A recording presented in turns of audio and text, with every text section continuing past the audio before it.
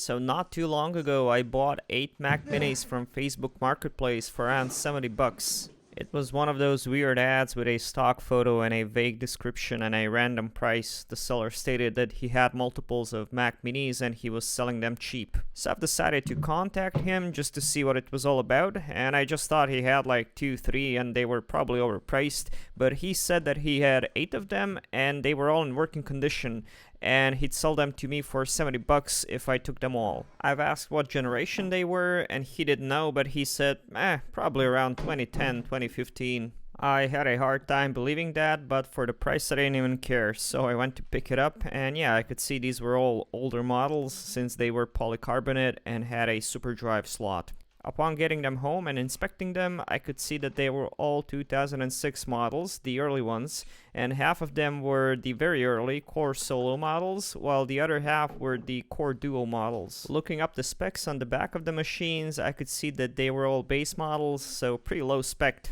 512 megs of RAM and a 60 gigabyte hard drive.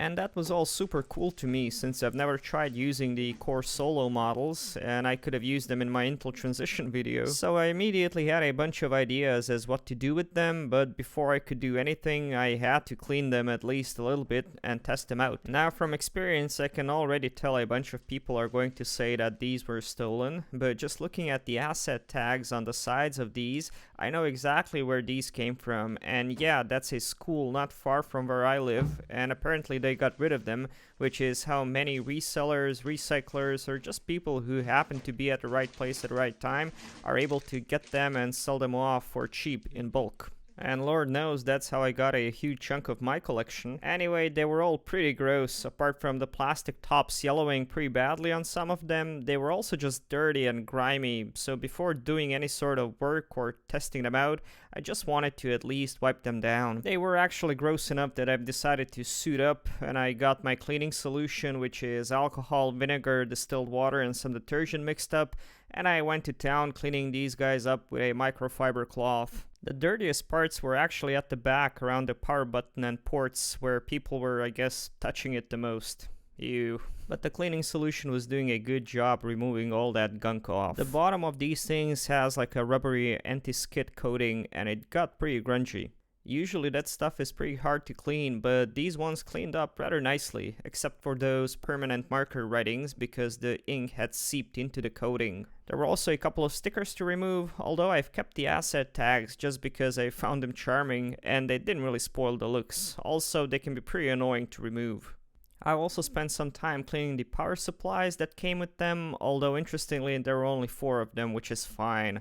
And good lord, the way these were tangled up and just thrown in this bag gave me third-degree anxiety. So yeah, I've had flashbacks about untangling bunches of headphones when I was in high school like 15 years ago. After getting them all freed up, I've cleaned these cables up real good, and yeah, this is where a lot of hidden gunk ends up, especially if the cables are dragging across a dirty floor. After cleaning, I've used some rubber bands to properly store these after I'm done with them, and yeah, this is a good alternative to cable ties in case you don't have any handy. So after cleaning all of these guys, my poor cloth looked like it mopped the floor in a local strip joint, so I took it out of its misery and just washed it straight away.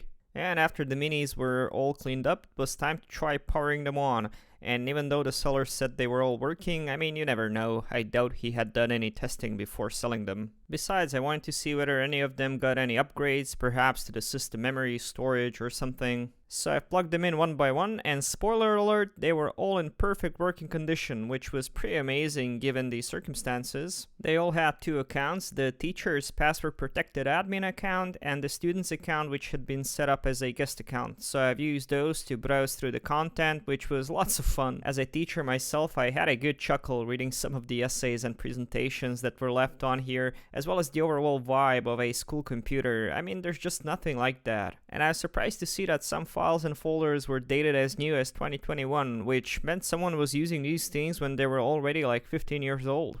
Wow. There were also plenty of productivity software of all sorts installed on these things. I mean, Microsoft Office, the whole Adobe suite, InDesign, Photoshop, Illustrator, Keynote, iMovie, all the stuff that I guess students were learning how to use. And as a person who still likes using some of these old pieces of software, I can totally get why someone would just keep using this stuff in 2020. However, I don't think they had too good of a time trying to do any of those things, let alone like browse the web on 512 megs of RAM. I mean, that's pretty rough. And yeah, all the Mac Minis in this pile were rocking the base config, like the label on the back said, except for one lonely Core Solo model, which had a maximum of 2 gigs of RAM installed. Not sure why. So now it's a good time to discuss the upgrades that I want to do on these guys and what I've decided to do with them for this video.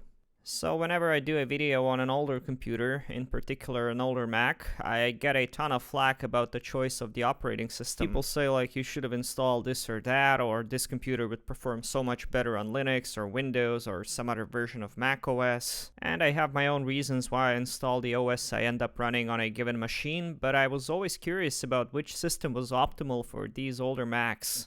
And there isn't really an easy answer for that, because sometimes it just depends on what you want to do on it. Like, there might be an app that you really want to run, but it's only available on macOS. For example, my 17-inch MacBook Pro runs El Capitan because I want to run GarageBand on it. Other times you might want to play an early 2000s game, and it's only available for Windows, and in that case you'll want to install that.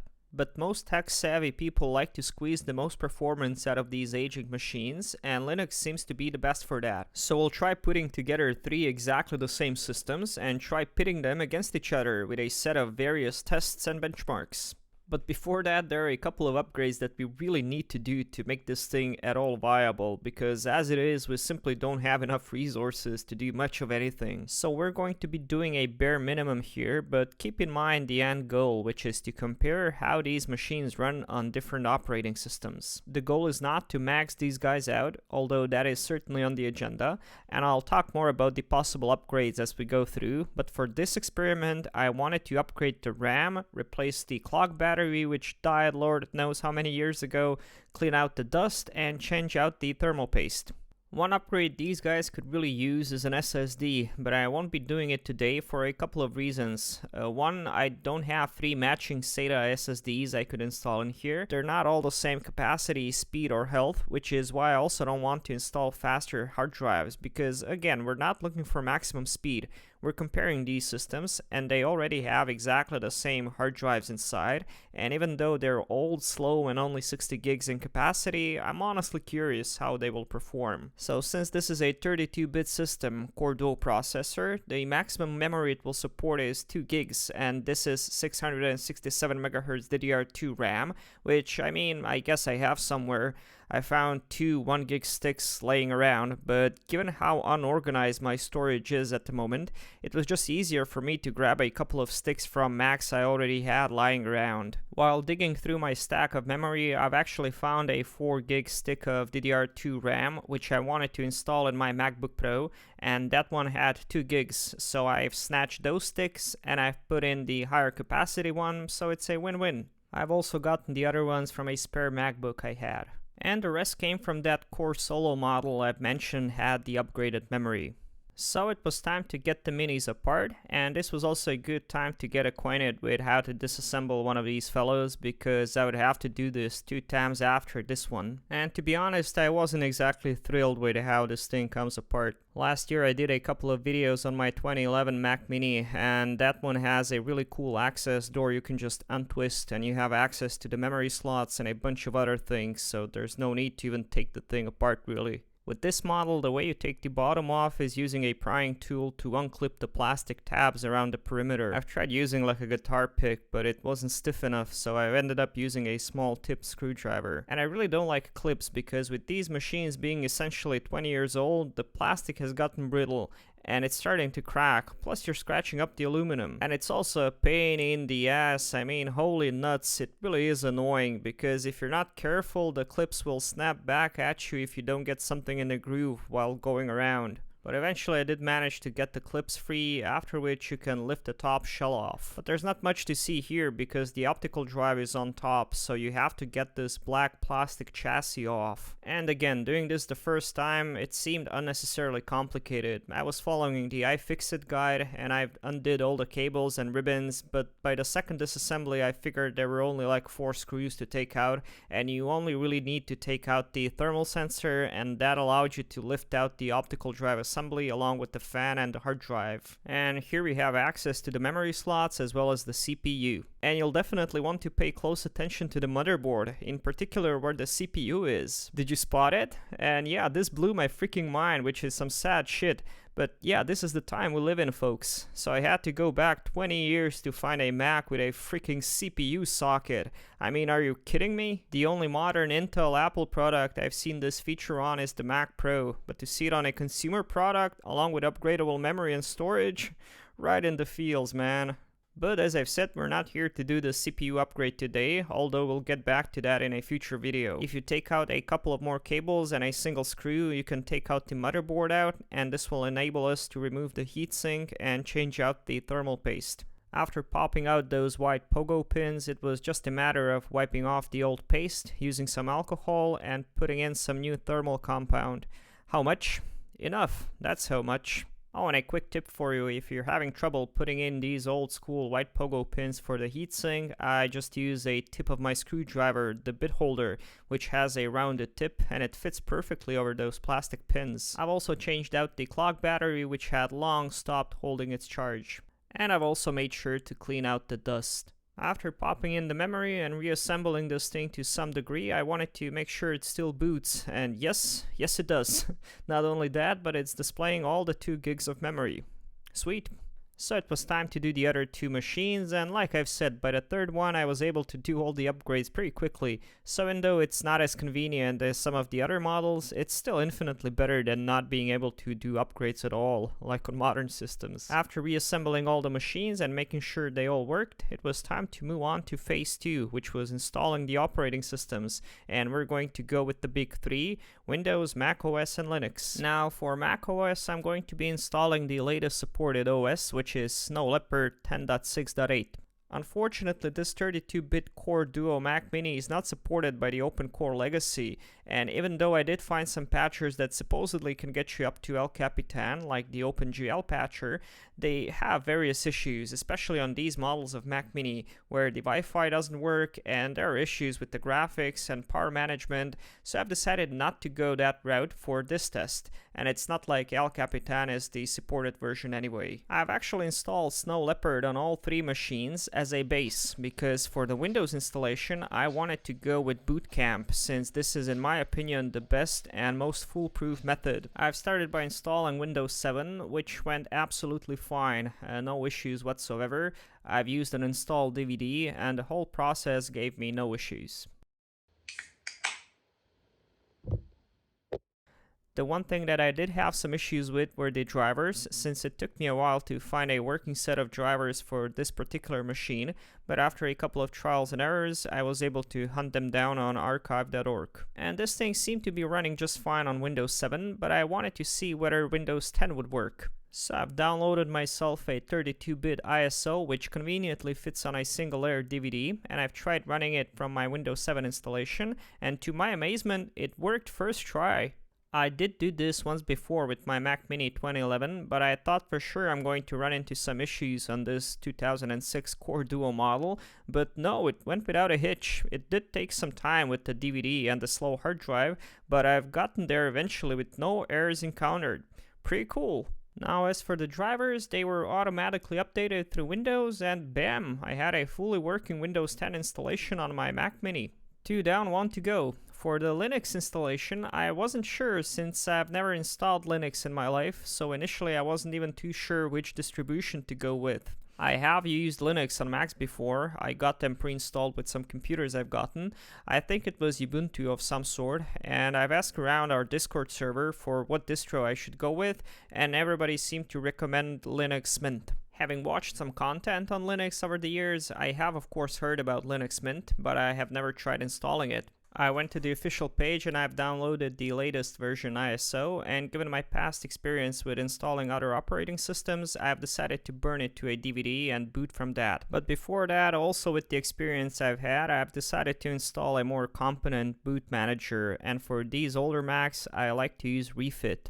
Upon popping the disk in and restarting the machine, the installation disk showed up, but the installation wouldn't start. It would just hang on this black screen.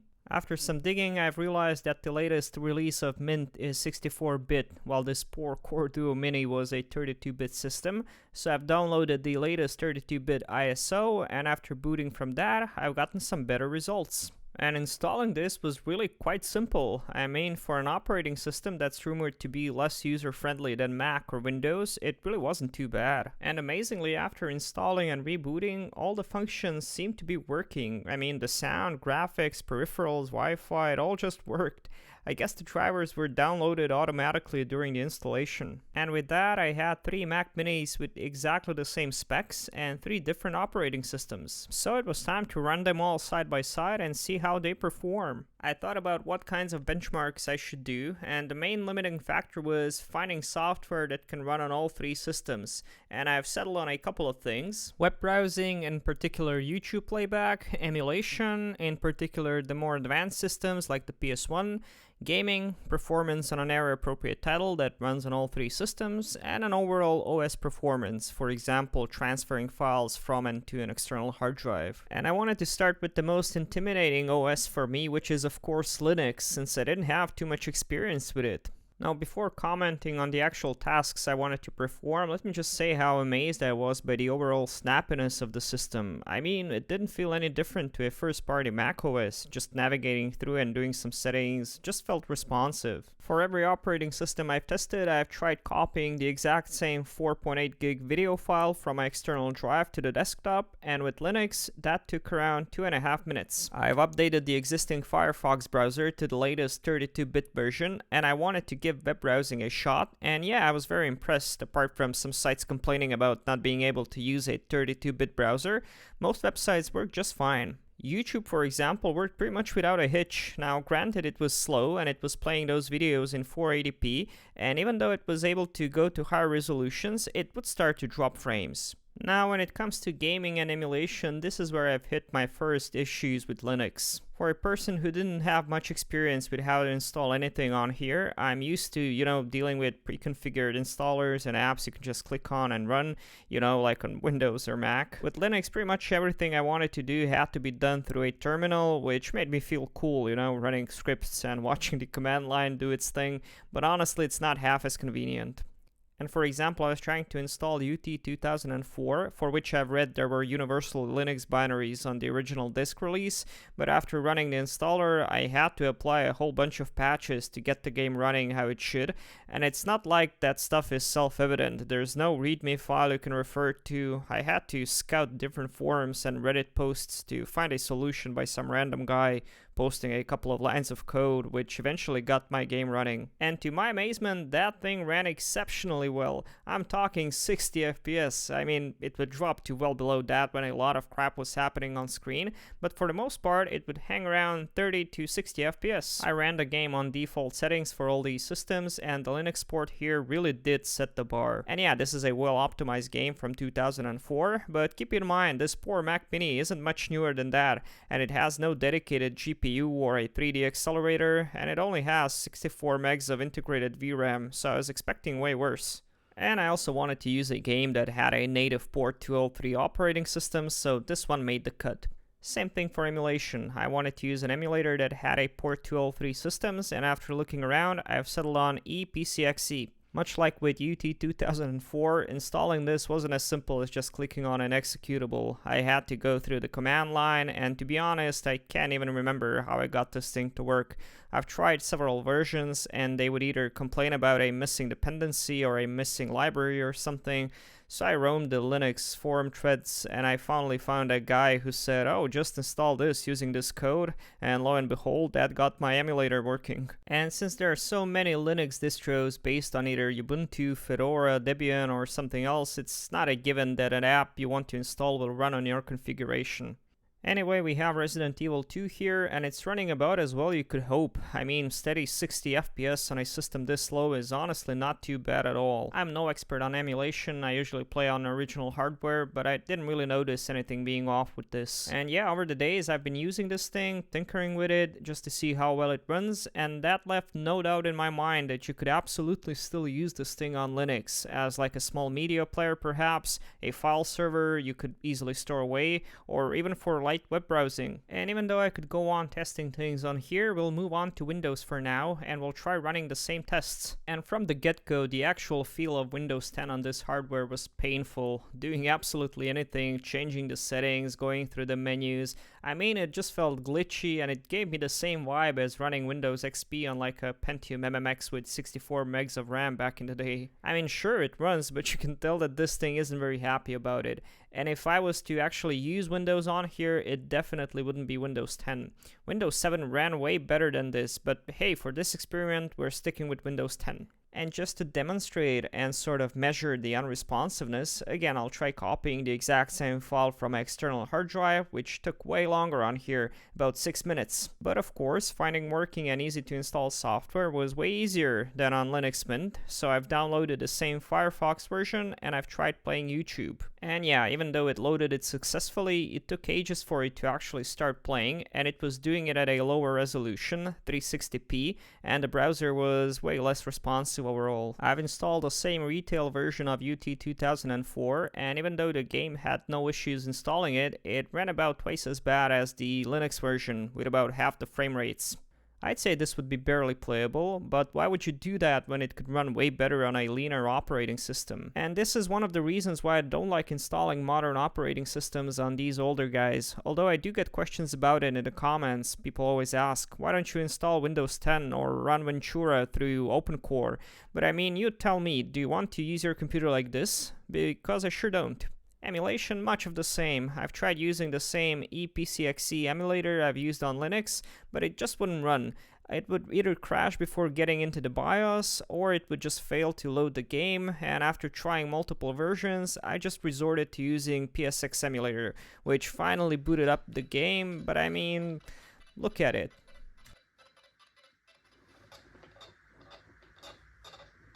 And this is pretty much a metaphor for the system in its entirety. Sluggish, glitchy, unresponsive, and not that enjoyable to use, even though it's fairly well supported. But when you're dealing with this sort of performance, yeah, that support can go suck it as far as I'm concerned. And before you comment, yes, I am aware that there are like debloated versions of Windows 10, and yes, I might try running that in the future, but not for this video. With Mac OS X, Snow Leopard is the oldest and most outdated operating system we'll be testing out, with this 10.6.8 version being released 13 years ago.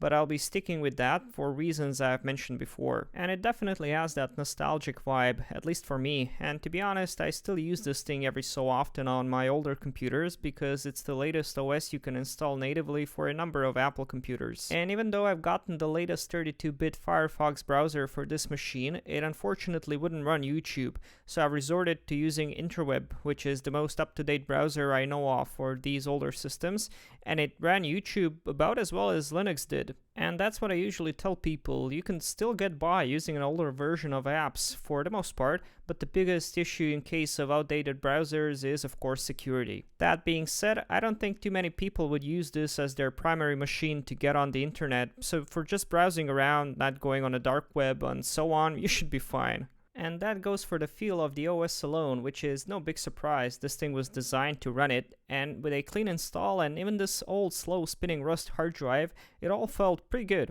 Transferring our video file also took a similar amount of time to the Linux machine, about 3 minutes.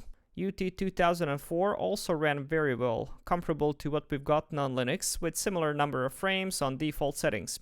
Pretty good stuff. As far as emulation goes, I've resorted to using PCX as well, since ePCXE only had a 64-bit Mac port, which required 10.13 to run, but unlike on Windows, this thing ran beautifully with steady 60 FPS and no slowdowns. So I've given these Mac Minis quite the workout, and even though they are ancient at this point, and you could probably get a computer that's like 5 to 10 years newer for next to nothing and have a way better experience, I still like them very much for their form factor. And a desktop this small with a working optical drive, I mean, there's just something appealing about that, and there's no doubt in my mind I'll use them for a future project somewhere down the line.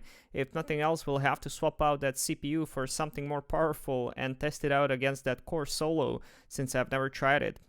As for what operating system to run on them, well, it all kind of comes down to what kind of software you need to run or what your intentions are with this thing. Some people may really want to run early 2000s games on here, perhaps using an older Windows OS. I mean, I wouldn't run Windows 10, but these are actually not bad Windows XP or Windows 7 PCs if you need them for some reason. I have a Windows XP on my old Mac Pro, which I use for gaming, and it's awesome. I also have Windows 7 on some of my MacBooks, and it runs beautifully. Windows 10, I would really recommend getting something newer. I've tried it on my Mac Mini 2011 and that worked reasonably well. You will have just a fine experience running macOS, but with these really early Intel machines from like 2006, you might not be able to run the OpenCore Legacy patcher, which means you'll likely be stuck with Snow Leopard, and I've run into many apps that just wouldn't run under 10.6, so you'll have to hunt down older versions. And for some things that's alright. I, for example, like running GarageBand and some other Mac-specific apps that run well even on this decade-old operating system. But the common wisdom for these older bastards seems to be just install Linux. And yes, I do agree with you, Linux is the smoothest, most up-to-date thing you can run on these old fellows, but you gotta understand, some people are not comfortable with the way Linux is. Take my parents for example. They would crap their pants if I tried explaining to them they had to install something by going to the terminal, typing sudo sh and following that up by the file path to the installer script. I mean, it's not for everyone. But as far as the feel of the user interface goes, it's great. I really do think it's the best way to squeeze the most out of your system resources.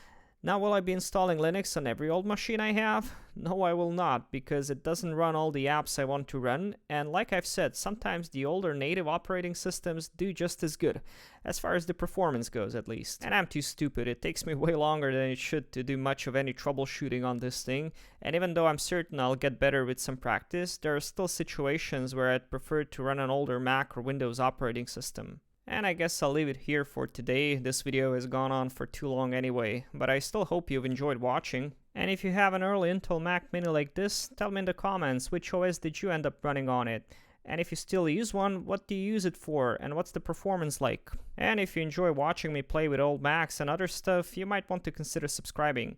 I do these videos every week, overviews, restorations, repairs, retrospectives, and so on. If you'd like to support what I do, you can do so on Patreon for just $1 a month, or more if you'd like. You can also chat with me and other users on our Discord server. All the links will be in the video description.